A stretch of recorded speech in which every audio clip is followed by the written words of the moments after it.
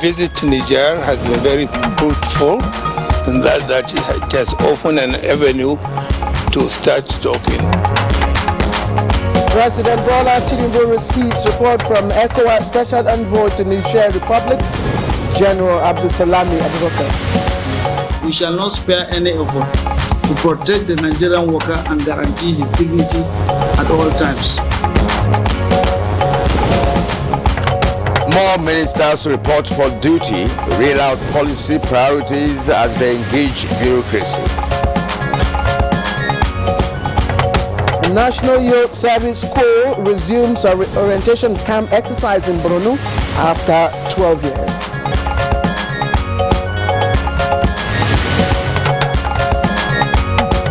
And on our program today, we shall take another look at President Tinubu's charge to ministers. All right, the long wait for ministers is over. Cabinet constituted. Ministerial nominees confirmed by the Senate, inaugurated at Aso Rock Presidential Villa, and of course the colorful event saw ministers taking oath of office, pledging to serve Nigeria with honesty, sincerity, and dignity. Well, that's right, Claire. And this event, which comes up once or twice in the life of an administration, is no doubt a historic one that deserves all that attention that's accorded to it. And this is because the ministers themselves are key drivers of policies of the administration, who are expected to give direction to the bureaucracy on what the government wants to achieve during its lifetime. Of course, and after the official inauguration and Mr. President's charge, many ministers have reported to duty at their various ministries, where they also took over affairs from the permanent secretaries. Equally, they gave their initial remarks stating their vision and mission in line with the renewed hope agenda of government. Shortly after, many of them were hosted to receptions by their families, friends and associates to celebrate the moment. But beyond these celebrations, there is work to be done, and the president was very emphatic on that, saying that no excuses will be accepted for failure to deliver on the renewed hope mandate to Nigerians. The ministers were charged to roll up their sleeves, really, and get to work in their various ministries, as Nigerians expect so much from them. Absolutely, and the president was very specific and emphatic on what he expects from the ministers. Among those things will include prioritizing the welfare of Nigerians and also ensuring that public faith in government, which is quite low at the moment, is fully restored. Now, the president also charged them to look beyond their region, religion, ethnicity, and other considerations and serve the general interest of Nigeria and Nigerians. Mr. President equally reminded the ministers to consider their appointment as a privilege to distinguish themselves towards projecting the values of accountability, honesty, efficiency, integrity, impartiality, and transparency. According to him, those who fail to perform may be subjected to remedial measures in order not to derail the renewed hope movement of which he is the driver. Indeed, and it would appear that the ministers took heed of Mr. President's charge very seriously, as many of them clearly indicated that they were out for business, not as usual, when they arrived at their respective ministries to meet with the management and heads of MDAs. Now, many of them have already given an indication of things to expect under their stewardship, and Nigerians are eagerly waiting. Yes, and yesterday on this program, that's Good Morning Nigeria, we started interrogating the charge to the ministers by Mr. President, and we had guests who shared their perspectives about the mandate of the president to the ministers and how they can live up to expectations. Today, we shall continue our conversation with another set of guests who are also vast in governance. I will also make their input to the subject matter. This is Good Morning Nigeria, live only on the network service of the NTA. I am Kyrian Umar. I'm glad to be here and welcome you once again to this edition of Good Morning Nigeria. Now I'm Claire Adelabu Abdul Razak. I'm sure if you watched us yesterday, you will recall that we spoke a lot about, of course, ministers, Kirian, who have been to the various ministries and, of course, given, the hard knocks. One of those, of course, will be the Minister of the FCT. And this morning, by this morning, he's had so many, remarks, comments and reactions about his, meeting with the FCT administration. The important thing here, Claire, is, look, you have been giving this mandate by Mr. President. We want to see the performance. I wanted to hit the ground running, because performance is key. We have also seen ministers in this country and who made initial statements when they started. But this time around, I want to believe, quite frankly, that they're going to do something very differently. Otherwise, implementation has always been, the real issue, that brings about quagmire in our progress, in the past years. The FCT is, very strategic. I'm not particular about the FCT. No, I'm not talking about you. The FCT is very strategic. Not just because it is the federal capital, but also because of agitations by the indigenous people of the territory, to be included in the act of governance. And again, for the first time in a long while, someone from the south will be in charge of development here. And a lot of people have compared Minister Yesowike with former governor of Kaduna State and all that. But okay, that's why I said let's wait and see what's going to happen. Yes. All right. We are all expecting, of course, things to begin to happen. In the course of our program today, we shall also bring you highlights of the morning news. Now, there will be some business news as well. And then much later, Chooks the boy or the man will join us for newspaper review. For now, let's have some comfort. And I'm willing to share. Good morning, Nigerians. All right, as efforts continue on seeking solutions to the political crisis in Niger Republic, President Bola Tinubu yesterday received reports of ECOWAS envoy led by former head of state, General Abdul Salami, who visited the Nigerian military junta. President Tinubu, who is the chairman of the ECOWAS Authority of the Heads of State and Government, received the former head of state and the president of ECOWAS Commission, Omar Toure, while the National Secretary Advisor Nuhu Ribadu also attended a meeting at the State House. I must say that our visit to Niger has been very fruitful, and that it has opened an avenue to start talking, and hopefully we will get somewhere. President Bola Tinubu has directed the Director General and Chief Executive Officer of the National Identity Management Commission, NMC Aliu Abubakar Aziz, to proceed on 90-day pre-retirement leave with effect from August 24, 2023, leading to his eventual retirement from service on November 24, 2023. And statement by Special Advisor to the President on Media and Publicity, Ajurin Gilali, indicates that the President approves the appointment of Bisoye Koka Odu Shote to serve as the Acting Director General and Chief Executive Officer of the Commission for a 90-day period with effect from August 24th this year, after which a full term of 4 years will begin as a substantive NMC Director General and CEO beginning on November 24th, 2023. The President has also approved the appointment of Yusuf Buba Yakub as the Director and Chief Executive Officer of the Directorate of Technical Aid Corps. This follows the recent expiration of the tenure of the former DTAC Director and CEO, Dr. Pius Osun Yikomi. These appointments take effect immediately. More ministers have resumed duty following their inauguration into the Federal Executive Council by President Bola Ahmed Tinubu. On assumption of office, they all pledge high commitments towards good governance and socio-economic growth. To ensure that Nigerians get decent employment and are adequately remunerated for their labor, both in public and private sectors. We shall not spare any effort to protect the Nigerian worker and guarantee his dignity at all times. Nigeria is looking forward to strengthening economic diversification to attract more foreign investment. Vice President Kashim Shettima made the commitment when he visited the Gallagher Convention Center at the BRICS Exhibition Center holding in South Africa.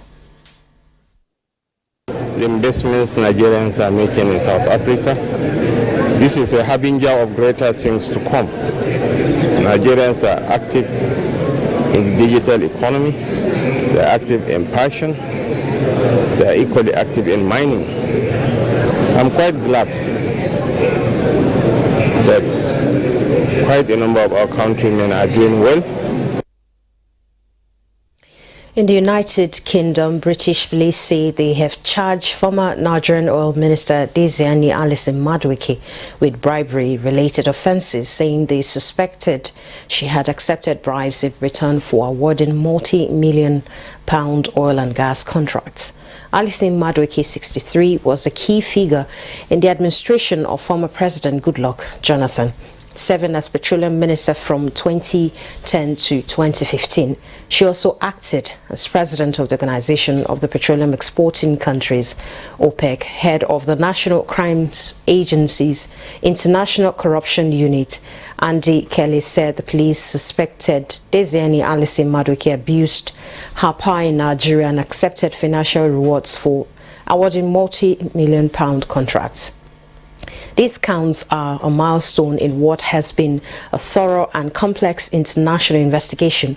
The NTA said Alison Madueke is being accused of benefiting from at least £100,000 in cash, chauffeur-driven cars, flights on private jets, luxury holidays for her family, and the use of multiple London properties.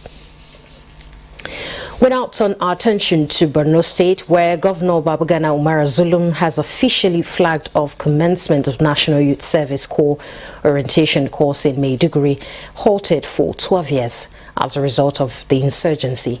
1,225 Corps members registered and took oath of allegiance to participate in the 2023 Batch B Stream 2 exercise for the service year, holding in Maiduguri, the Borno State capital.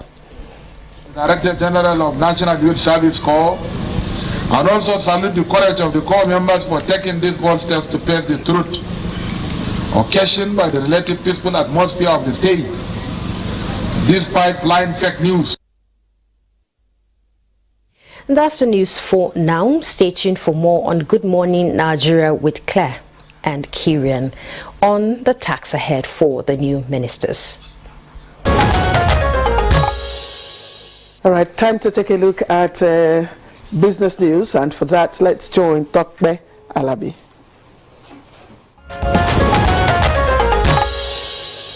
Despite regular budgets, Ajaokuta Steel Company is yet to commence full operations in over 42 years, with the federal government making failed attempts at privatization and concession while it allocates over 3 billion naira each year from 2016 to 2023 to cover personnel costs. The creation of the new Ministry of Steel Development underscored President Bola Tinubu's mandate in pursuing the nation's overall development, particularly to harness its potentials for the country's industrial revolution. Minister of Steel Development Shuaibu Audu has affirmed his commitment to reviving the Ajaokuta plant in line with the renewed hope agenda of the president. Findings showed that Ajaokuta can produce steel for all machines, from cars to aeroplane, apart from producing required steel to develop infrastructures including rail,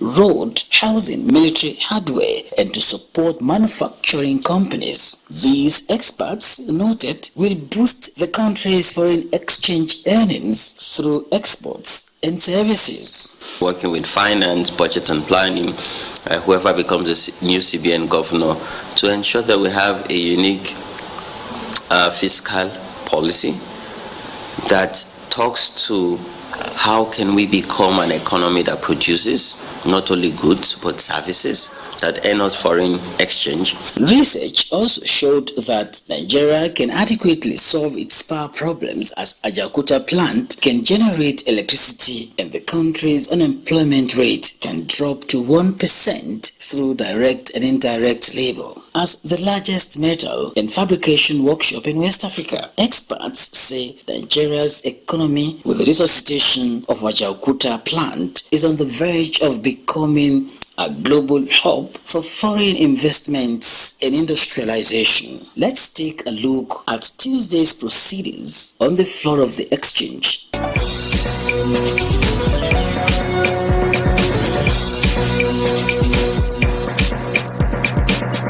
With business news, I am Tokbe Alabi.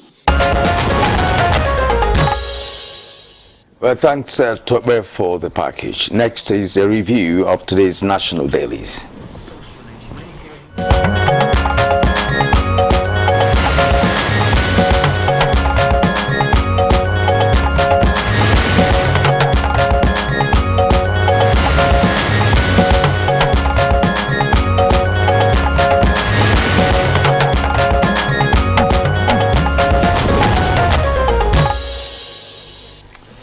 It's all right, and Chuks the man is here. Chukwudi, good morning and welcome to another day of newspaper review. I'm a grateful man unto God this morning. I hope it shows on me. Hello, Kirian. Yeah, Chukwudi, I'm really glad to see you today. Same here. Yeah. You know, from the disappearing act, I'm happy to see you back. Oh, yeah, great. Good. So let's turn to business of newspaper review this morning. He's a pensioner, so he needs It doesn't some time off. Doesn't look it. It's nice to Yeah, well, listen. tasked them to. See, it's nice to be a senior citizen, you know. I mean, Look at him. It's There nice. you go. See. Okay, now we have two papers. I have two papers here, really. The Nation and the Leadership newspaper. Let me begin with the Nation. Above the name flag, government to curb rising inflation with cut in money supply. Federal government, states, councils share 996.1 billion as July allocation. All that on page 2 of the Nation. Stock exchange joins bid to boost forex availability. As a page 2. Now, UK charged Diziani with bribe taking and fraud. It's on page 4. That's a big story there. President names Nancy Bowles. Of course, it's on page 3. Medical consultant served 21-day strike notice. It's on page 3 as well. Now, the lead story on the Nation. New twist in Niger crisis as Russian mercenaries arrive. Wagner Group in Mali with arms, ammunition. Abu Salami raises dialogue hopes. Briefs Tinubu. You get all that gist on page 2. Ministers zoom into action. Badaru demands action plan to end terrorism. Wike to directors. Move on if you can't perform. Tundujo said post borders passport scarcity must end. Omahi inspects Abuja Lokoja Road. All that you can get on page 4 of the Nation. Now let me quickly run through Leadership newspaper before Claire takes over. Perform or leave, Wike tells FCDA management staff. It's on page 20. UK police charge Daisy and Alice Maduka with bribery on page 7. Manufacturers query effect of rising public debt on production. It's on page 7. Coup, AU suspends Niger. Abu Salami banks on diplomacy. You find that on page 6. Now the lead story on the Leadership newspaper. Defense ministers, service chiefs get 1 year to end insecurity. With 3 riders that our jobs are at stake, says Badaru. Troops arrested 9 over plateau attack and other crimes. Tinubu will tackle humanitarian crisis with clear-cut policies, Bete Edu says. That story is on page 7 or page 4 actually. No project should exceed 2 years, Omahi declares. So page 2. All trapped victims in Pakistan cable car rescued. On page 14. Tinubu appoints Koka Udishote as NMC DGs, number 27. Claire. Yes, thank you. I will just leave out the stories that you have read. I also have some of them on the front page of the Punch. The Punch newspaper, and that would include EU's latest sanctions on Niger, and of course the sharing of the July revenue and the issue on Diziani. Kieran, excuse me, I had already read out those. But the Punch is leading today with this story. Anger as states warehouse rise. Delay palliatives sharing. Again, anger as states warehouse rise. Delay palliatives sharing. And the writers to that story. Borno distributes rice to 400,000 households. Workers lament hunger, demand relief, and Labour insist 5 billion naira not enough. And Gombe promises workers 10,000 naira, while Anambra is promising 12,000 naira. And you see the picture story accompanying those riders there.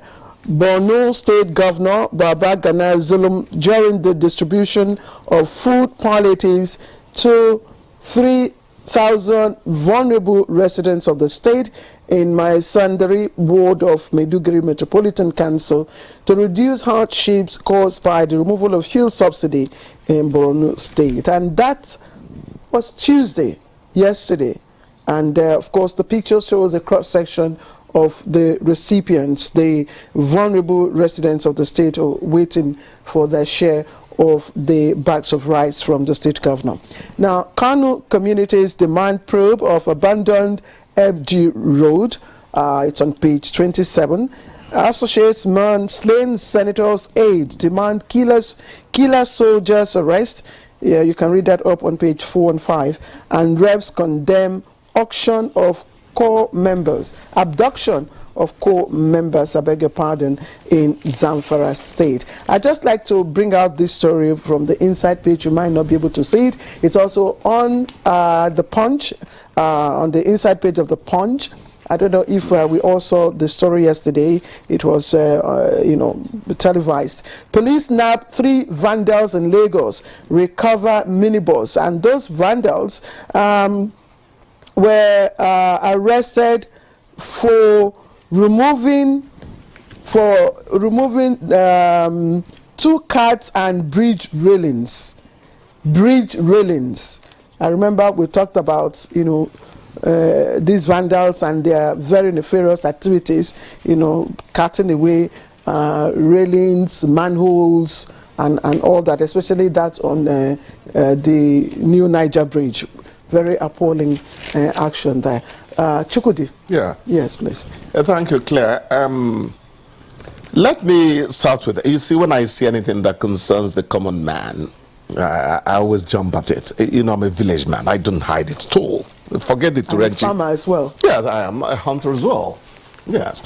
So, physically challenged street sweepers, that's coming from Lagos, are demanding better pay, better attention. And I dare say that if some of our brothers and sisters who are not too firm, dare to get on the road with the broom to help us keep the environment clean, please, whatever they ask for, let us give it to them. It is quite daring for a man who is sitting on legs that are not too firm, please, that's how I want to put it, gets on the road.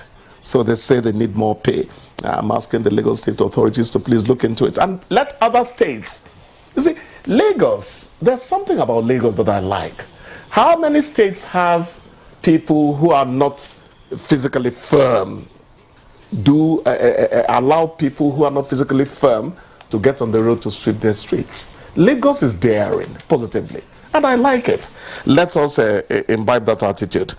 They are saying here that gas shortage is deepening the nation's power crisis. The 5,000 megawatts targeted by the Nigerian Electricity Regulatory Commission, that's NERC, from July 1 to 2022, has been a cat and mouse affair in terms of meeting the target. You begin to ask, what is the problem between 4,000 megawatts and 5,000 megawatts. It's almost the same story some 6 years ago, some 8 years ago. Why can't we move past that threshold? And we have capacity for 7,000 megawatts. What is it we need to do? The new minister has some work to do. Even the megawatts, I don't know that we're powering. Have we been able to distribute them? Oh, okay, fine. That's a very good one. I remember, thank God, during Ngelari is still in this government. When it was the Buhari era, I remember him talking about the Siemens Nigerian affair agreement, which was supposed to enhance distribution. I'm sure journalists would like to take him up on the continuity of that project, because I keep on saying that what we need in this country is for continuity to always be assured. Even if a party, a political party that is different from the one leaving, comes on board. Don't worry, Ajuri has promised to be with us soonest on this program. He's coming? Yes, he has promised us when the time is right, and that will be soonest. Wonderful. I would like to be around when it does come.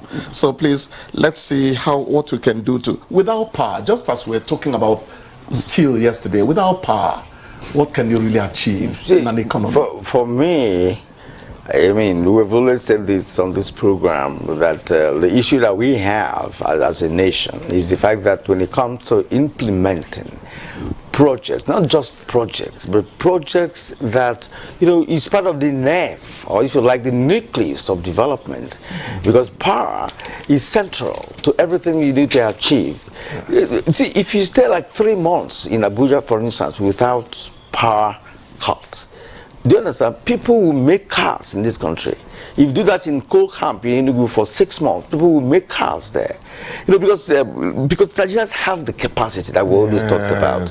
There have been measures on power. I recall when Fashola was in charge of power, there was expectations, that things are going to turn around. This story of 4,000, it has always been there for decades, not to say 8 years, no, decades. We have been around. We just keep gyrating around. Exactly. The same story and everything. It doesn't make sense. The same with turnaround maintenance for our refineries. For decades, it was going to turn around. Yet it is not functional. So I mean, what are we talking about? We're talking about reality of purpose. If our people who are, like we're talking about ministers now, who have been given their portfolio, all right, fine and good. In some of them, I don't know the kind of portfolio they have for now. I'm going to do a study of that to say, look, do we have round peg in round holes? Because it could take 6 months or more for you to even study and learn and understand the workings of a ministry. If you don't have the wherewithal or prior knowledge of what to do, you start afresh. One minister here told us that he never knew about education until he was made education minister. So in that sense, I mean, what are you going to get from education? That must be the spokesman. So these are the things that we keep talking about always. I think while the issue of power generation and distribution is still being discussed or being articulated, for proper implementation, I think the talk now should be on gas. With the kind of gas reserves that we have, and efforts to disseminate the use of gas. Yes. You understand? I think we should concentrate on making it work. Gas is the ultimate, apart from its eco-friendly, nature. It's a money spinner. And I remember Kingsley would keep on harping on distributing the gas. I pray we're not going to hear in about a month from now that flooding is disturbing distribution, because we heard something like that last year. We need to plan for gas, even more than oil. Gas is the future. We are more of a gas nation than a petrol nation. I agree with you. In terms of what we have in reserve, trillions of cubic meters of gas that we have that we're not tapping. And you're talking about plan. See, we have had about 4 national development plans in this country from the 60s to today. But these development plans that we have, which of them did we achieve even 60%? That's what the problem is. Do you understand? So, gas has been there. So who plans to deal with the gas that we have in abundance? In abundance. All right, So that's just the part of the issue that we have. Kirian and Chukwudi, thank you. We've come to the end of this review of the newspapers. We can only talk about these issues. It's left for those, given the responsibility to do the needful. Again, Chooks the man. How you doing? You bouncing, have a bouncing day. Oh, we give God the glory. Thank you, guys. All right, let's take a short break, and the program will continue in just a moment.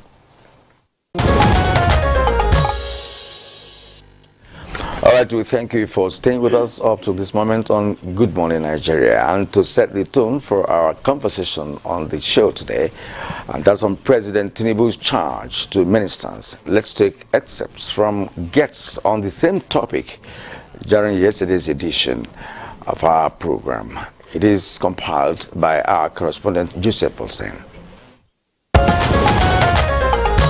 There is a service you are to render, nothing more. So the driving of big cars and moving with siren is sometimes mistaken for what the office has to offer. That's number one. It's about service delivery. Number two, every minister in getting to his place should try to reactivate the Savicom office or desk. They are totally moribund, with all due respect to other views on the same subject matter. Savicom ought to be the agency that reports that for this money spent in this ministry, we are convinced Nigerians are well served. We were all in government when the entire thing came around under Obasanjo, so they should reactivate the Savicom office. They should also reactivate the transparency monitoring unit, so if there are any irregularities, that unit should be among those EFCC or ICPC should call. Even the issue of territorial control is not going to be part of this Mr. President agenda. Oh, this is exclusive for me. This is not. No, I think this is a new norm. We expect that ministers should be able to reach out to their colleagues where they have some, some relationships, like agriculture and water resources, like the emerging innovation in the blue, marine and blue economy, transportation. They have to work together. There will be no need for competition. There will be no need for rivalry. Gone are the days where ministers and ministers of state don't see eyeball to eyeball because there is the claim that one is the boss and the other one is just following. No, Mr. President has charged them. You have to work as a team. For example, in the Ministry of Health today, there are theater nurses that are better than doctors. Yes, exactly. Because they have been there for a long time. 25 years experience, 30 years experience, and you come because you are the medical doctor. We respect you, but there are theater nurses that would say, no, doctor, if you do this, if you perform this operation on this, it will not work this way. And they know. So yes, you have to leverage on the experiences of people like that. It's not the president. If the president is to do everything, then he will collapse. Yes. Definitely he will collapse. If the minister needs to do everything, he will collapse. The agencies in the ministries are the live wire of the ministries. It is not even the parent ministry. It is the agencies that give life to the ministry. All right, you just listened to excerpts from the conversation yesterday on President Tinubu's charge to ministers, compiled by our correspondent Joseph Olsen. Joseph, thank you. Now, to discuss the part two of this topic, we have here with us in the studio the former governor of Kano State. He's also former Minister of Education, former senator, His Excellency, Madam Ibrahim Shekrau. Good to see you, sir. Thank you very much. It's a pleasure being here again. Yeah, after a long time. Exactly. All right. Also here in the studios with us, we have Honorable Gloria Okolubo. She is also former Commissioner for Multilateral Relations and Energy in Delta State. Thank you very much. Good morning. Good morning. It's a pleasure. Okay, I want to introduce also Ibim Seminitari. I hope I got that correctly. He's a former Commissioner for Information, Rivers State. and former MD, NDDC. Madam, correct me if I got it wrong, your surname. But we're glad to have you join us this morning on the program. Thank you, Kieran, and Great. thank you, Claire. Oh, great. So, let's get this conversation started. We had the first segment yesterday, and our topic is harping on the charge by Mr. President to the ministers whom he has given portfolios. You know, you have vast experience in all of this as a former governor who was in charge of commissioners, you know, to implement your policies in all ramifications and in all facets of human life. It affects your ministries. Then you were a senator as well, you know, made laws and knows what it means to implement budgetary implementation and budgetary allocation or whatever. All of these, are encompassed in governance. Yeah. Now, how would you advise the current ministers, who have just been given portfolio? You know, some of them may not have even worked in a public, environment before. That's true. They may require some tutelage to be able to cope with the pressure of the implementation and all of that. So, what will you be telling them? And what is also assessment of their capacity, to deliver on the new hope? Well. I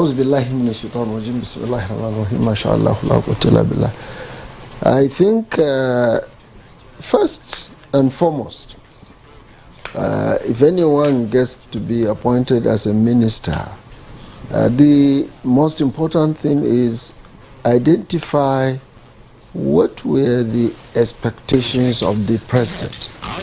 The president is representing the entire nation, and of course he came in on a platform of a given political party, and he had made some promises, and the party has some manifesto to achieve certain goals.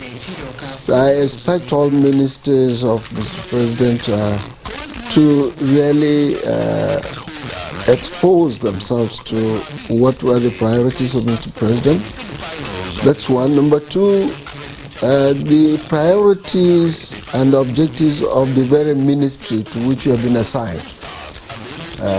If I take, for example, my own constituency, if you are sent to be a minister of education, you may not necessarily have to be an educationist. But at that level, you are expected to really comprehend and understand what objectives of a given agency is. You don't just come in and start giving instruction left, right, and center.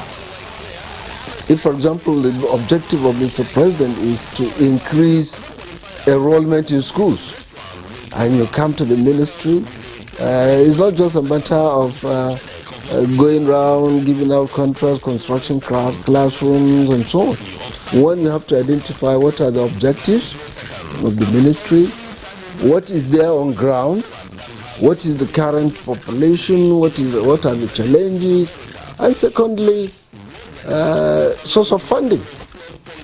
If, for example, the president challenges you that you have to give 1,000 classrooms in the year, you look at the budget and you find that if it takes you 5 million to construct a classroom and to do 1,000 classrooms, that will require about 500 million. And you discover that in the budget of about 5 billion, and you have just only 200 million in the budget.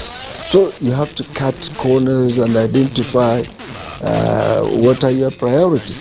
So on the whole, my suggestion is that they should take some time to study the operations on ground, the operations of the ministry, what is on ground, what are the objectives, what is the source of funding, and identify the appropriate personnel.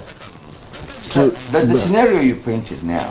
Yeah. If you have a project, yes, to say that will take like 100 million, yeah, and you have an allocation of maybe 20% of that, yeah, and the president expects you to achieve his objective.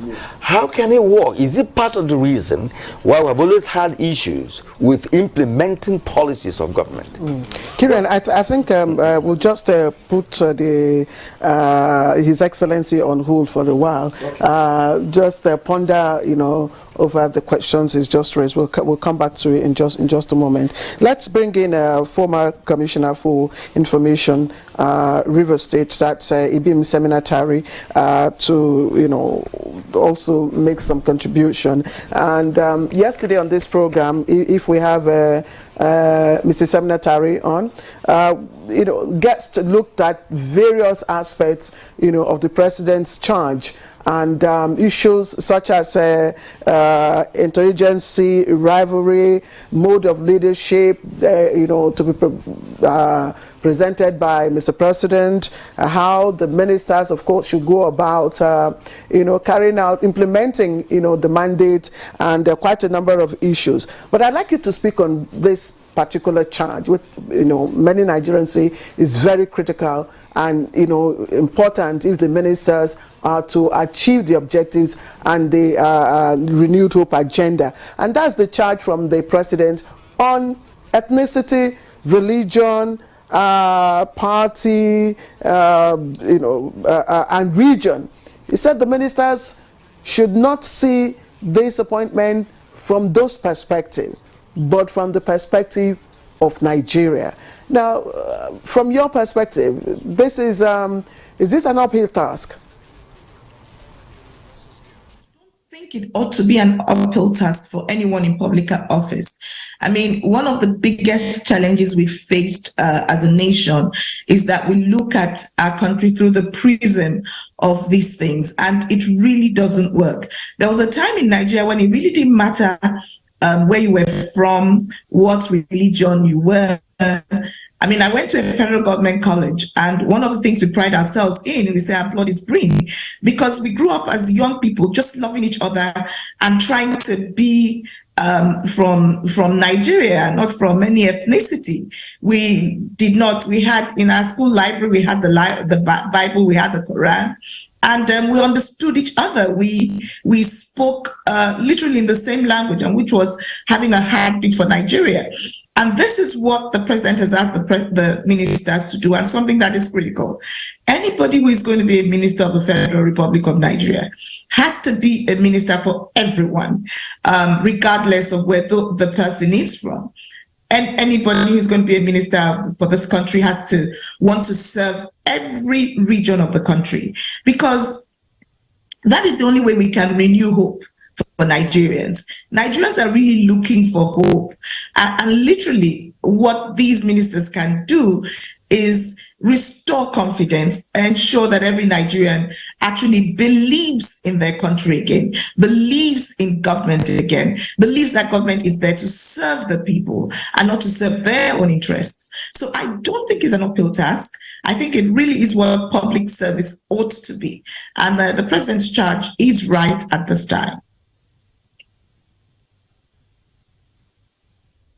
Against the background of reactions about some ministers, for instance, the FCT minister now, and he's from the South, and he's minister of the FCT. And he's come out with some very strong words, for those in the FCTA. So how easy will it be for the minister now to begin to implement, the agenda, the infrastructural agenda, and all the things that he says he will do? Well, I do hope that we will see boots on the ground and actions. And that's because really, for every Nigerian, the FCT is our, if you like, it's our flagship. It shows off our country and who we are. At least I listened to the minister of the FCT, and basically what I think I hear him say is some aspect of of restoring the beauty of the FCT. He talked about ensuring that the development plan of the FCT goes back on track. He talked about the master plan.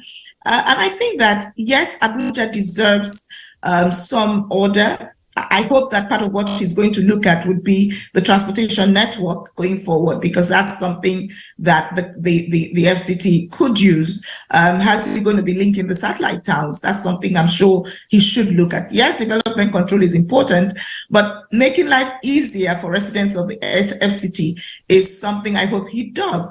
Another big thing that the FCT would benefit from is economic reforms. And I believe that this, how can we make the FCT work for the private sector?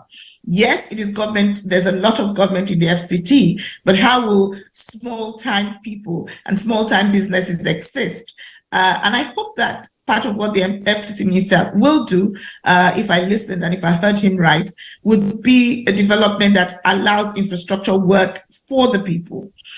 I know that he spoke a lot about control, he spoke a lot about restoring the master plan, but I hope in addition to that, he will focus on delivering to every resident and every Nigerian actually who looks up to the FCT as its model city of choice.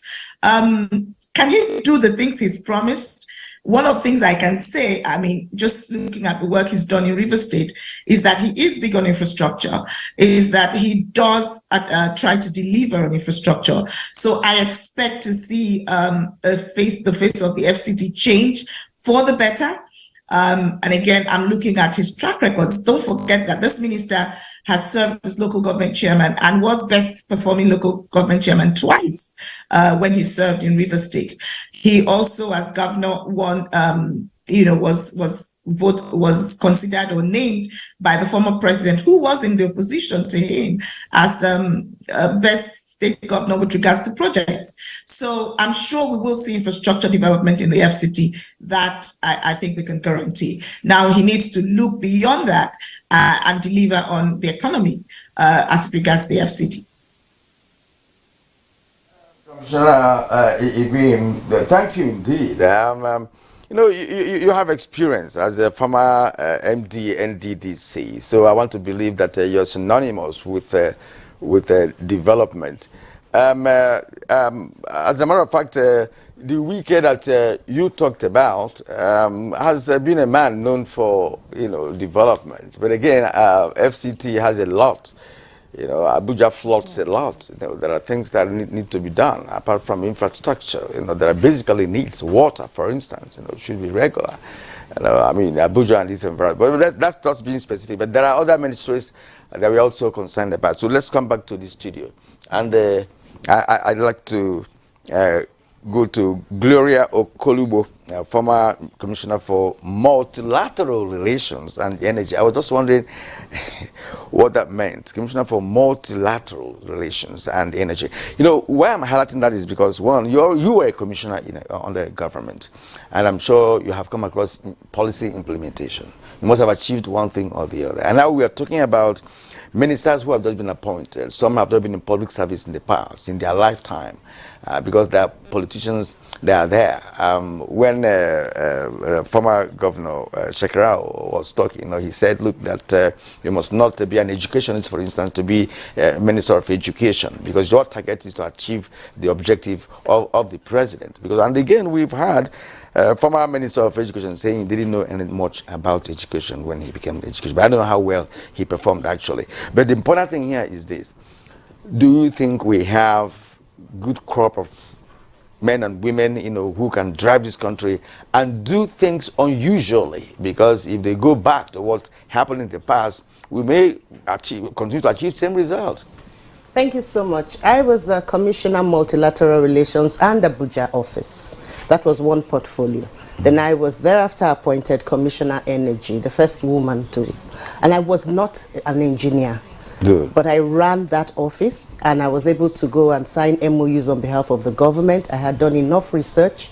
I had come into government from civil society. Great. And I had developed myself. So for those who are greenhorns, who have just come in from other sectors, there were people who came in after several years of, service. We saw their CV when they were being presented to the Senate. It's your capability and your ability to apply yourself to the portfolio that you have been given and your experience. I see quite a number of people who have experience from government on board already. It's a little bit embarrassing to hear somebody say he didn't know anything about education before he became a minister of education, because even as an educated person, your ability to apply yourself to the mandate that your government has given you is what will guide you in policy making, and your ability to be in touch with the people on ground. It's very important. It's easy to forget. It's easy to get away with the glamour and the trimmings of the office and forget the situation in the country. Right now, we're in dire need of governance. We're in dire need of development, and we have gone beyond politics. People must realize that politics is completely over. We are in the season of governance. People are actually hungry on the streets. People are hungry for development. West African region is in trouble. We have more military governance and incursions everywhere. And this is not the time. If the ministers fail, the government fails. We thank God that as at now, we have a president who is not doing a blame game. He has said he came ready for the job. He came ready, prepared, he lobbied, he campaigned, he even did everything for the job, and he is ready for the job.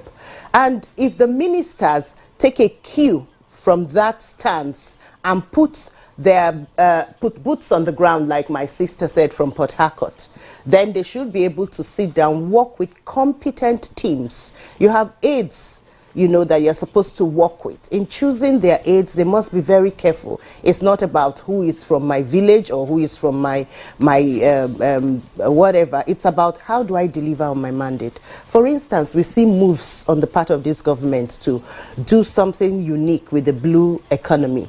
We also have the green economy. If we have the capacity to generate power to the tune of about 270,000 megawatts, from alternative sources, we have to sit down as a people. The government team has to sit down. They have to realize that there are in times when they cannot give an excuse. There is no room for excuse. And from the FCT, my sister dwelt a lot on it. I'm a Niger Delta indigene, resident in Abuja. I've spent over 20 years cumulatively in Abuja. Even while I served as Commissioner Multilateral, I was stationed in Abuja. So I'm an Abuja indigene from Niger Delta extraction. So we welcome development in FCT. There's so much work to be done. It's not a joke. We don't have lights in FCT. Niger Delta Ministry has been turned to Niger Delta Commission. It's now Niger Delta Ministry. Now development.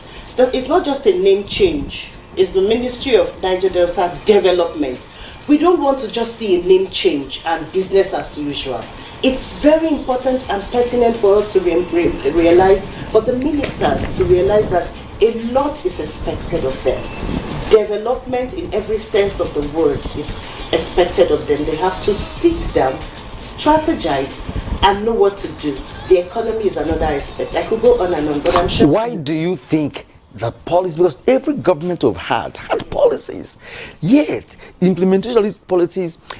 For instance, right from 1999, we've been doing this, and you can't tell me we never formed a good government, never had good policies, never had good personnel in terms of ministers and key policy implementers as MDs of agencies and CEOs of ministries and agencies. Now the results are just there. Why do you think it's so? Policy is supposed to be, governance and policies implementation is supposed to be incremental. And we're also supposed to have been building institutions, not personalities. That's why I said people should not get carried away with the glamour. But the issue, the work they have on their desk. You must implement policy in such a way that you take off from where you met. And it's like pedagogy in learning. You have to find out what the person knows, and then from there you build further knowledge, or you make the person unlearn and relearn before you build further knowledge. governance is incremental, and so it's not about the person that is sitting on that seat. It's about looking at the policy of the government, looking at it in context of your particular portfolio, and ensuring that you begin to implement those policies in such a way that you are building on the institution.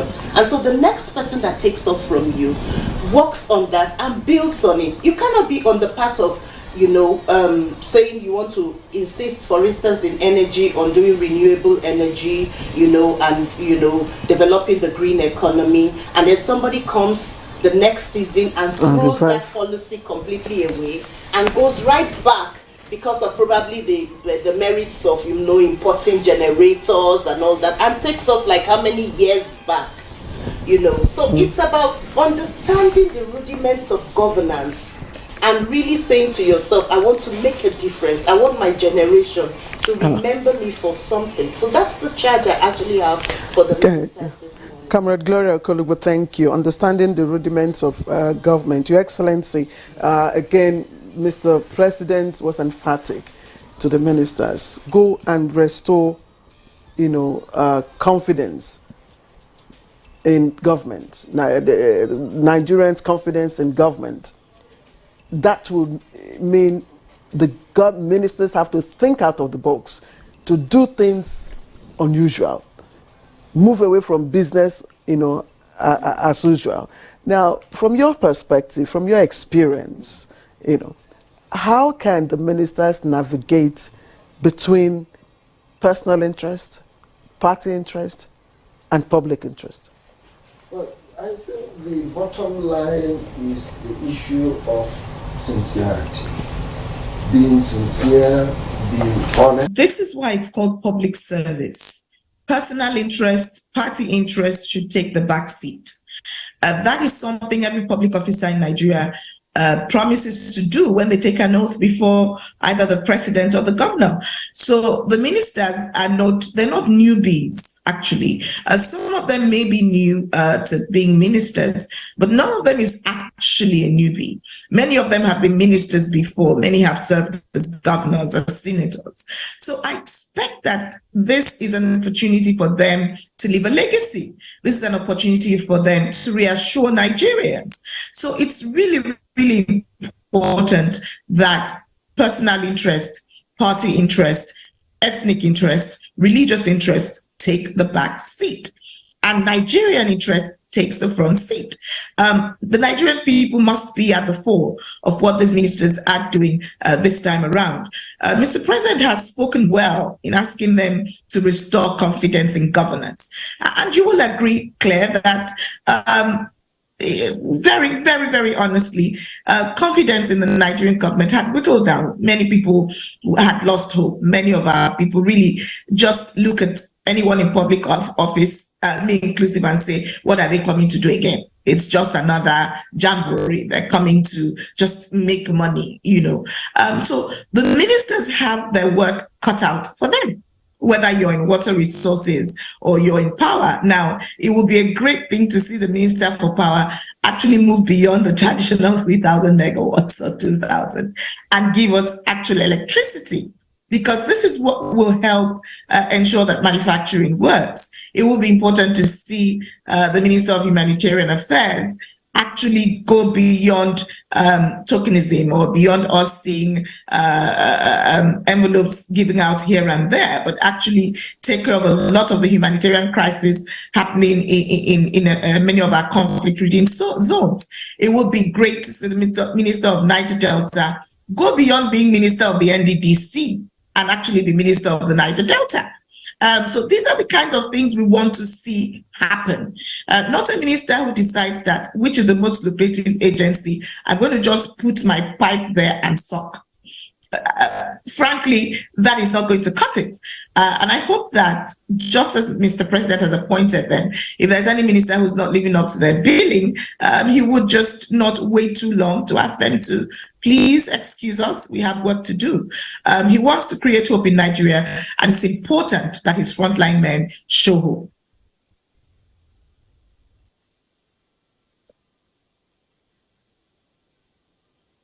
As I mentioned earlier, I had the experience. You ran NDDC. And let's take a look at not NDDC particularly, but Niger Delta, for instance, where you also come from. We had Minister of Niger Delta. We have NDDC, all targeting development of that geographical area. But again, if you look at the antecedents of what happened in the past, I am not sure that there has been a restoration of public confidence in either NDDC or Minister of Niger Delta, for instance. Yet we have had eminent, prominent personalities who handled positions of authority in that place, and we have had also contracts awarded, contracts that are not yet implemented, some are halfway implemented, and what have you. I can tell you that some people grew up knowing about East-West Road, for instance, and what have you. The story is still on, just like you say Lagos Ibadan Expressway, or you say Port Harcourt Enugu. These are roads that have been there for decades, undone and uncompleted. And so we are still we're looking at a situation where we don't repeat those things again, because we have them on record and all that. So I want you to take some, tell us more about what could be done to avert a reputation of what we have seen over the years. And I don't know where you are. If you can have a little bit more light on your face, that would be okay, so that you could be properly seen. I hope you could just do the adjustment. Unfortunately, I'm not in a studio, and I have. I don't know if I can do much more about the lighting. I apologize for that. But very quickly to what you've talked about. Yes, indeed, I agree with you that there's been some failure with regards to delivery to the Nigerian people, and especially to the people of the Niger Delta. I don't know if I'm in a good position to speak, having been an active player myself, serving as acting MD of NDDC, but I guess there are a few insights I can give. And it's the fact that, again, the Niger Delta Development Commission has a mandate, not just to build infrastructure, but to advise the federal government with regards to issues in the Niger Delta. And when you say advise, if you look at the act that sets up the NDDC, it includes advising each ministry, each federal ministry, on what they can do with regards to development in the Niger Delta, sector by sector. Now, is that mandate being achieved, or is anybody even listening? That is not happening. Part of what the NDDC is supposed to do is also to advise Mr. President and to present an annual report to Mr. President as to its activities. I cannot speak for others, but when I served as ND, every quarter, I delivered a report that showed what we had received, what we had spent, what contracts were being done, status of each contract. Now, there are a lot of contracts that should just be terminated, but there is a process to contract termination.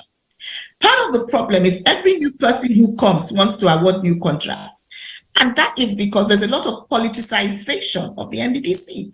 And a lot of the players, and this is not just the politicians, this is literally everybody, from the person on the streets in the village who expects that the NDDC is his oil well, to the chiefs, to the politicians, to everybody.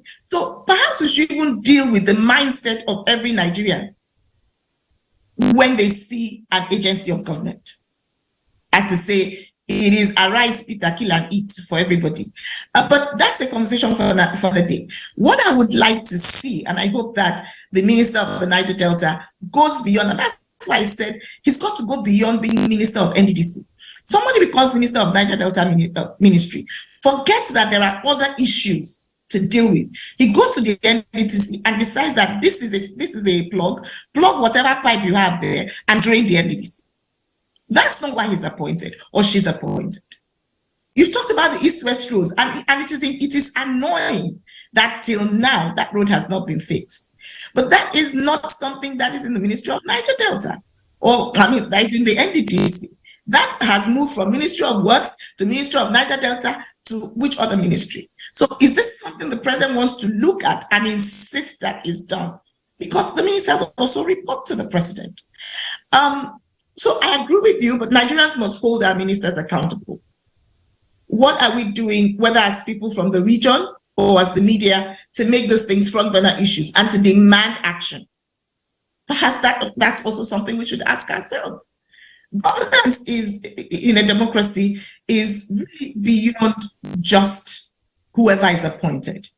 It is the people, it is the legislature, it is the judiciary. So it's everybody. And all of us must insist that those who are appointed as ministers do their work. Thank you for your thoughts. Back to the studio, Comrade Gloria Okulubo. I'd like you to also look at that issue on restoring confidence in public confidence in government. Vis-a-vis how these new ministers can put aside their personal interest and party interest and other interest. I'll start by saying that the politics, like I said before, is over. If you look at the FCT, for instance, the new FCT minister is coming from another party entirely. And for me, it's a thing of joy to see that it is by way of, I'm not talking about any other thing aside from performance. By way of performance and track record, he is one of the best from this last dispensation by way of infrastructure. And so we look forward, albeit with caution, we look forward to proper development of FCT by way of infrastructural development, creating an enabling environment for the private sector, for business to thrive, and for infrastructure that works for the people to be put in place in the FCT. Those are some of the things. It's not just about, facing the issues that are political or being seen. The ministers must instill themselves from the politics of the day. They must make sure that they build the confidence of Nigerians. To say that Nigerians lack confidence in governance is an understatement. Nigerians are tired. They just talk about the fact that we are just recycling the same old politicians. If you go out there, you hear it. You cannot say you don't hear it. So we are on a confidence building mission. Every minister should know that they are on a and you're going to be assessed on your own. There were other governors during the last dispensation. Wike was assessed by the work he did in Port Harcourt.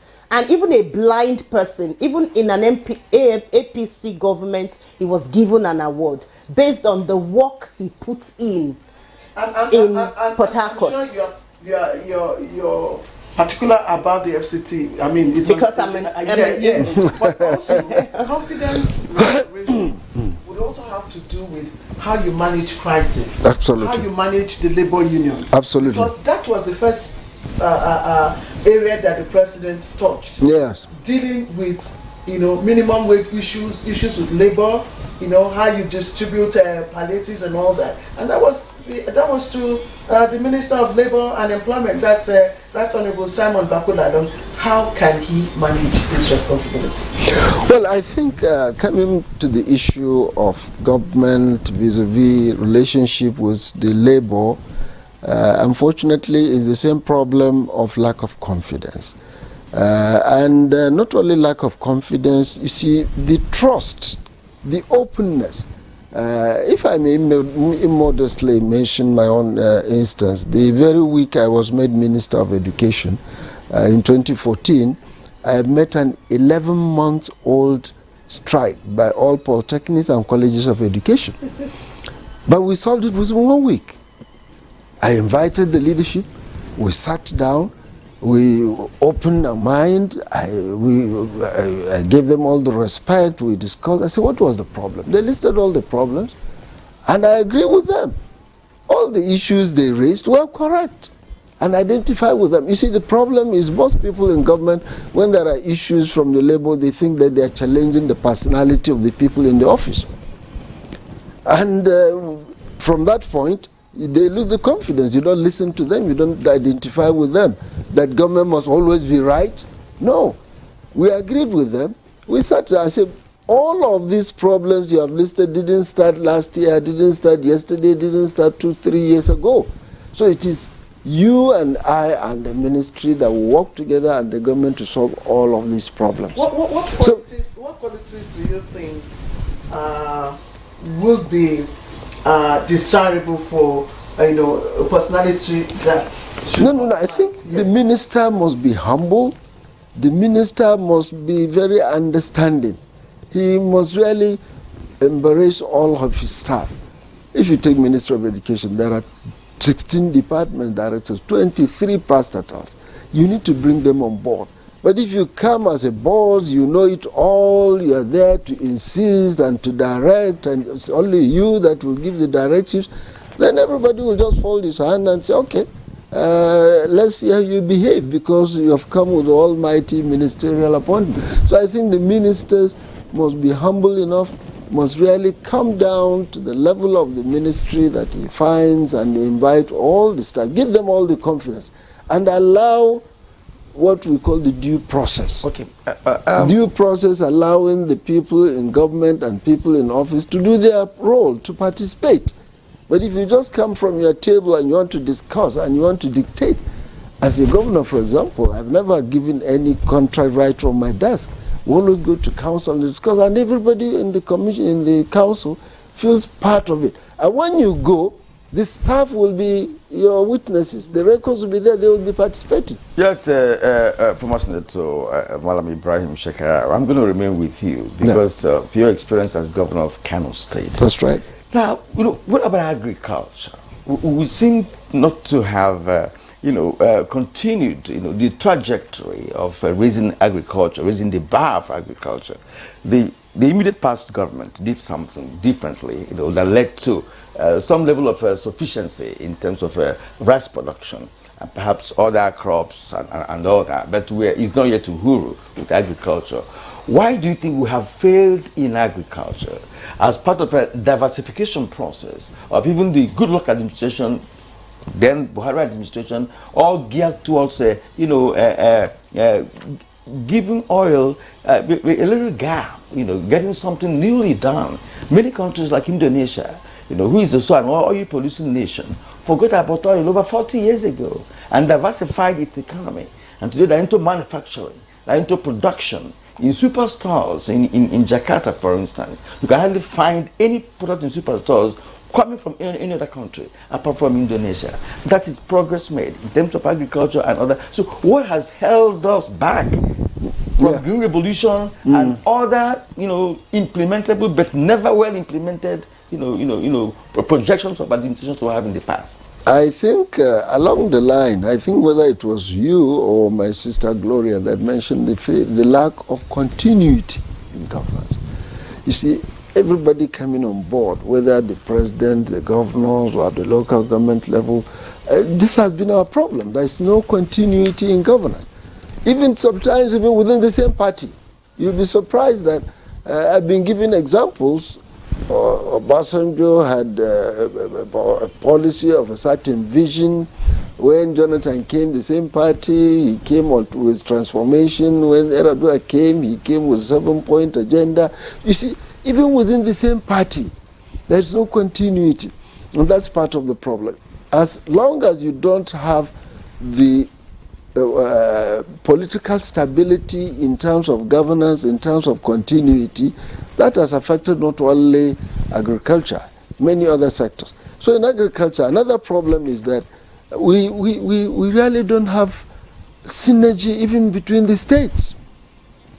If you take agriculture, for example, Kano, the same agricultural situation of Kano, Jigawa, Kaduna, Katsina. But there is no collaboration, there is no working together. If I go out of this country to solicit and invite investors, I will be talking of the hectares in Kano. If Kaduna goes out, he will be talking of the hectares in Kano. But if there is a coordination of millions of hectares of a given crop, big-time investors will come. In agricultural policies, Jigawa doesn't know what Kano is doing, Kaduna doesn't know what Katsina is doing, Zamfara doesn't know what is doing, Cross River doesn't know what Rivers is doing. We are so independent on all of these things. I think the business of the government at the center is the ability to coordinate all of this and try to have a common policy. This so-called constitutional independence of the state is part of our problem. Yes, of course, we are independent. The president doesn't direct governors what to do, but there must be some idea. The federal government business is about national policy. If the national policy of mass food production, for example, is the issue, the federal government should be able to take along the states into this, and the states should understand and cooperate so that we all move into the same direction, the policies will be the same. This was what gave the success to the previous government in the parliamentary system of the regional governments. Even tree planting in the northern region. The same policy in Bidda will be the one in Adamawa, will be the one in Kano, will be the one in... Because the central regional governments were doing it. And we made a lot of progress. So now you're talking about synergy. Synergy, yes. There's also lack of synergy Yeah. between agencies or exactly. parastatals under a ministry. The ministry has an objective, but with various agencies. And that's like I call it between the MD of agency A and MD of agency B.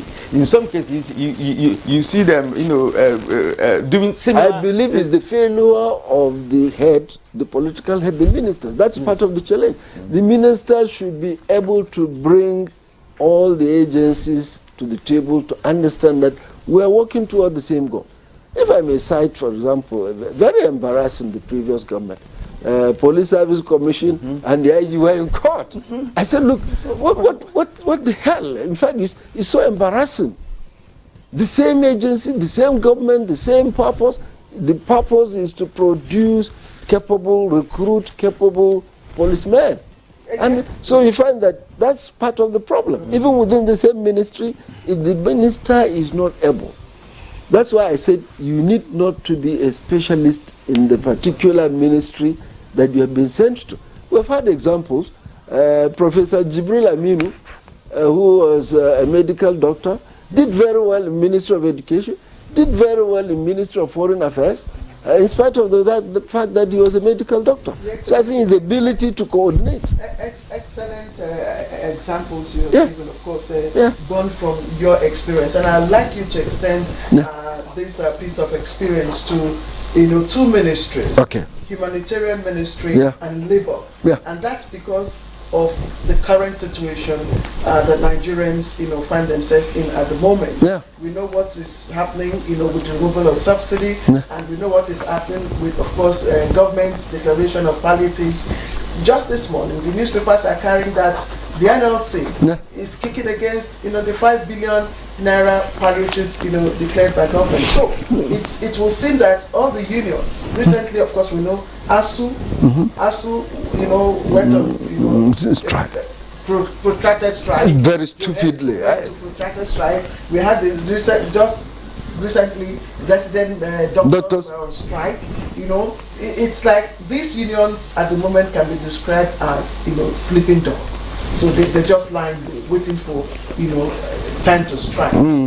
What experience, given your background, could you give to the Minister of Education, Minister of Labor, and the Humanitarian Affairs Minister? I think the bottom line, as I said, you bring the unions close and sit together with them. We've had instances where ministers of labor will be abusing the labor officers, which is wrong. Bring them, sit them on the table. You see, the problem is that if my earning is 20,000 and you're asking me to give you 30,000 salary, you think I'm not telling you the truth. By the time we open up the truth and you are convinced that my earning is 20,000, you should not be asking of 30,000. That's what I did with the union, and we met on a Thursday. We were sworn in on Wednesday. We met on Thursday. By Monday, they called off the strike. I went to Jonathan, and he was convinced that, look, let's work together with this union. But when you try to do the bossy thing and you don't want to, and my appeal to the new Minister of Labor is that he should see himself as part of them, not just the government and the union. I told the NUT that, look, if you're on strike, as a minister, I'm also on strike. It's my business to make sure lessons continue. So it's the business of the Labor Ministry and the Humanitarian and education, bring these labor people. There is a very wide gap of lack of trust in between. And I think they are Nigerians. They are part of them.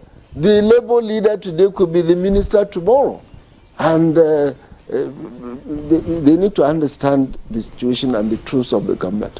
I'm sure no labor union will be taken along from my experience. I was a very active, I was the national president of principals of secondary schools for 4 years, between 1988 to 92. And I was in the executive of the NUT. So we know all of these things. The ego of the labor is give them the trust, bring them on board, discuss with them, open up the truth. But when they see that you say your earning is 20,000, but they discover that your earning is 50,000, and you're telling lies. You see, when you see ministers' lifestyle is beyond the truth of what is going on. People in government, so the society don't believe them. You say the treasury is lean, but you're looking fat and living well. We also used to have that's corruption. We also used to have a zero allocation. Local government chairman will tell you that he has zero allocation, yet he's living in affluence. I mean, he's riding convoy and all of that. So how can people believe you? All right. On that note, we'd like to appreciate you once more and thank you for sharing your time and your thoughts with us this morning and your wealth of experience. Former Governor of Kano State, former Minister of Education, and former Senator, His Excellency Malam Ibrahim Shekarau. We thank you. We hope to see you again on this platform when we'll engage you, perhaps on another. Thank you very much. All right. Thank you. And it is said that we take a break on Good Morning Nigeria for today. We'll take a short break. When we come back, we'll continue with the conversation with the two eminent ladies here with us as our guests. Do stay with us.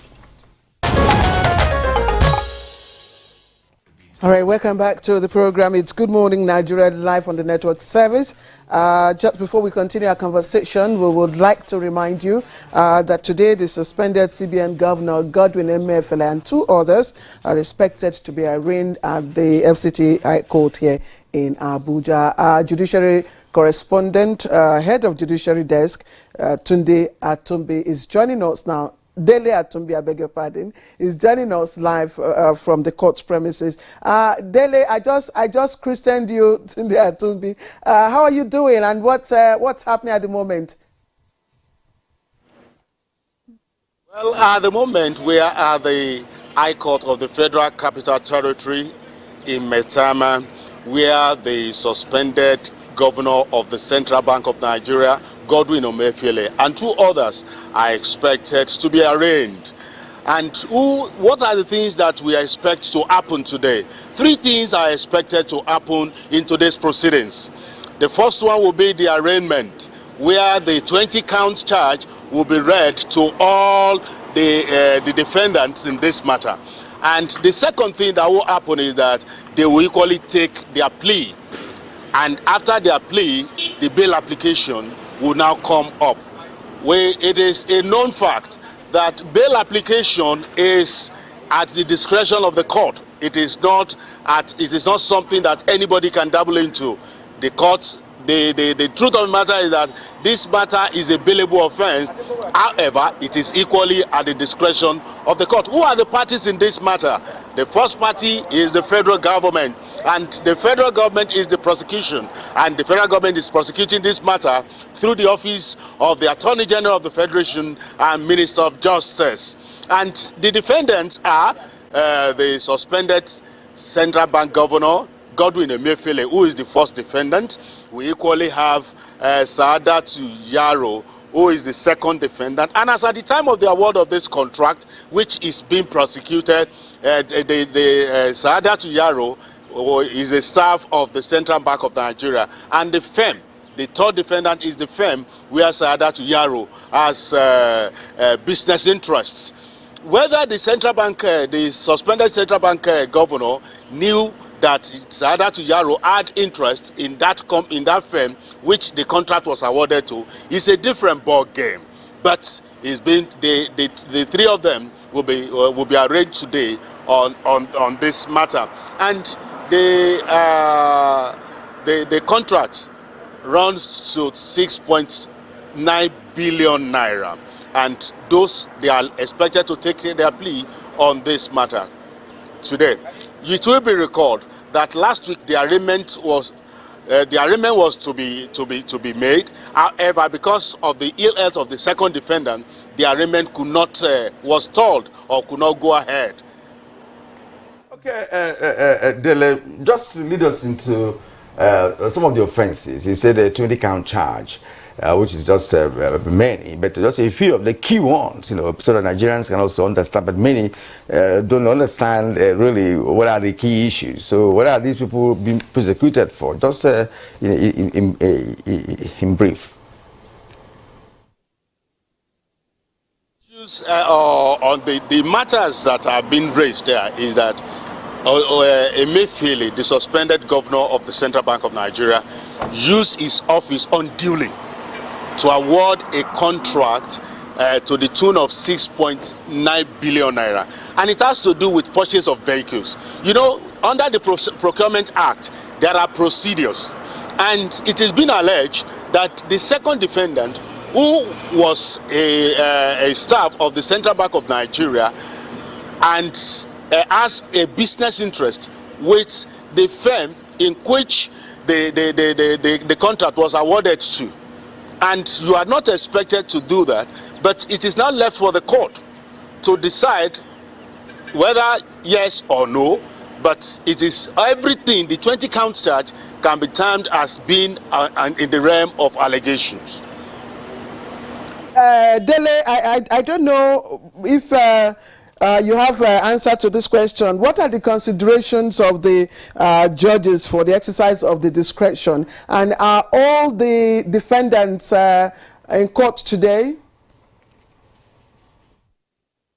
Well, for now, we've not seen any of the defendants in court because as at last week, even smartly too, Emefiele was dodging the eye of the camera. And the discretion of the court, if you say something is at the discretion of the court may say yes, the court may say no to a bail application. Peradventure, one of the reasons why the court may say no to a bail application is that if the defendant is a flight risk, and on that the court may not grant the bail application. But this is not something we should dwell on because it is at the discretion of the court. The court may grant it, the court may not grant it. We get that. Dela Tombi, we'd like to thank you for sharing a situation at the court with us here on Good Morning Nigeria. Thank you indeed. Well, of course, we're going to be tracking the events there, perhaps in our subsequent news or programs. All right, once again, we're back to the studio to continue our conversation. Earlier on, you know, signed off former governor of Kano State, but whatever, you know, emergency that was there, he has cancelled it, so he's back again on the beat with us. So there was one question I asked you earlier on, which has to do with the budgeting, to say, look, you have a project of 100 million naira, and you have about 25% of that budget allocation given to you, and your target is to achieve the objective of the administration. How do you manage such situation? Because when you mentioned that, I want to believe, quite frankly, that has also affected many projects in different ministries, you know, in the country. No, I think, you see, the idea of budgeting is largely a projection, some anticipation. And where we always make the mistake is government being over ambitious. You see, when you decide to think of a project, you have not considered the resources available. You just think, okay, I want to do X, Y, Z.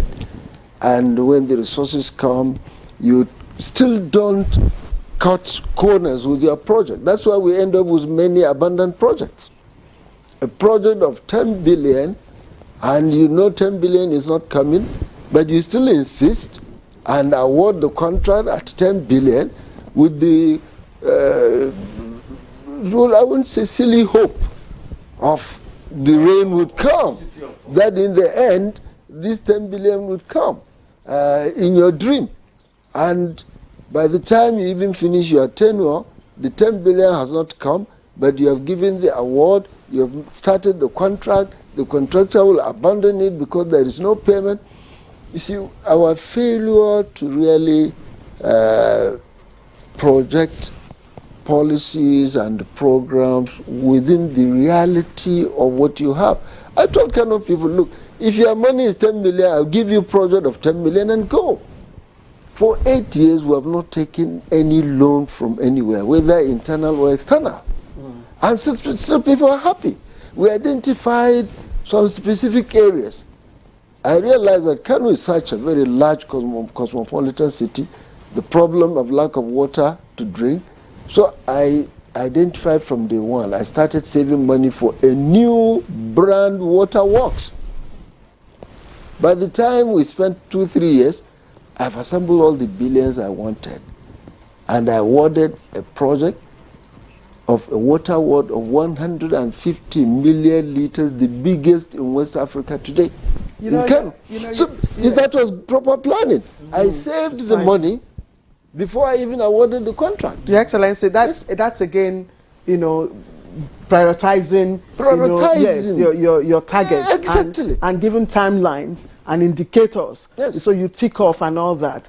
Thank you very much, Your Excellency, and of course, and thank you also for deciding to remain with us for the concluding part of our conversation. Yes, let me bring in Ibim Seminatari, from Port Harcourt, is joining us via Zoom. Ibim, again, I'm looking at three, 4 ministries: a humanitarian ministry, labor and employment ministry, the FCT, and of course probably education. I don't know, we have very few short time to round off our conversation, but on the papers this morning we heard that states are already warehousing rice, which is meant to be distributed as palliatives. And that's very critical, because the president was emphatic, on what should be done with these palliatives. The Ministry of Humanitarian Affairs is the ministry designated, for this. Yes, and one of the key challenges is the parameters for distribution. The new minister has her responsibilities cut out. What are your advice for her? With regards to the rice gone to states, I think it's just criminal if truly something is sent and people choose to warehouse it and not distribute it. But maybe they're trying to figure out how they want to do it. I don't know. But for the Minister of Humanitarian Affairs, I agree with you, she has her work cut out for her. And one of the biggest things that she wants to look at is the kind of crisis Nigerians are facing right now. It is very important that she, of course, working with those in her ministry, looks again at the policies that have to do with social infrastructure, delivery of social dividends to the people that have been in the past, and see which of those this administration might benefit from. That's very important, looking at track record and working from backwards forwards. But that's just one aspect. A greater aspect would be to define, in line with the mandate of the ministry, how she wants to go about making a statement, how she wants to go about touching the poorest of the poor, but also how she wants to ensure that the policies of this government with regards to helping the poorest of the poor are implemented seamlessly. So that requires empathy, but as well as administrative acumen that would enable her deliver this. I think that one of the key things she must do is keep her eyes on translating policy to action. so that she's not big on talk and short on action. She's got to see how to move this thing from paper to actual lives, because her ministry is one where the people must feel the impact. It's not just hear the millions. She's got to also go beyond tokenism, which is something that public office tends to do, where we give out tokens of little brown envelopes and it doesn't go anywhere. She's got to ask herself, whatever it is that we are doing as policy, it must translate to seeing a groundswell of the people changing. There should be a change in the lives of Nigerians because of the things we have done. So that if this investment is not translating to profit, and I mean profit in the sense of seeing actual dividends in the lives of Nigerians, then maybe the investment is not worth it. We don't want to hear that billions have been expended and yet we can't see it in the lives of the people. We also have to, in that ministry, be sure that we're looking at crisis-prone areas. So what is happening in the Northeast? How are we going in there? What is happening in areas when there is flood? How are we going there? If there are flood, if we have flood in please, we would like to appreciate you once more. So, we are trying to manage time that we have, so I can conclude the program. You've made your point, and I want to say a few things that you mentioned. Administrative acumen that is required. For instance, in FCT, do we know the number of widows in FCT? Do you have the data of those who are poor, the poorest of the poor in FCT? Is it possible to get that done? It's not part of it, so that when you are sharing, you know whom you're giving. I want to appreciate you once more for being with us this morning on Good Morning Nigeria. Ibim Seminetari, I'm struggling with that name. Former Commissioner for Information, River State, and former MD of NDDC. It's been wonderful having you this morning on our show.